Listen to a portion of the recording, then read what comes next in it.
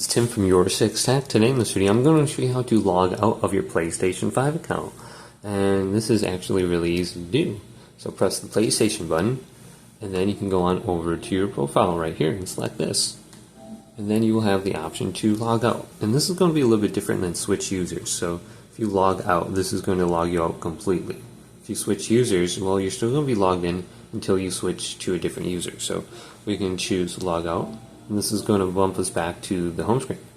Then you have to press the PlayStation button, and then you have to choose your profile to log back in. So let's go back to my main profile right here. Select this, and then we can log back in. If you got a passcode, go ahead and type that in.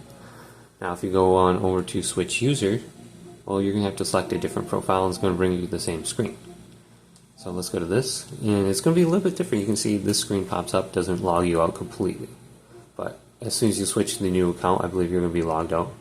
It says you'll take over the previous user's accessories, and they'll be logged out on the top. So we can just go to this one, and then we can log in, just like that. But hopefully this video did indeed help you out. If it did, leave a big thumbs up.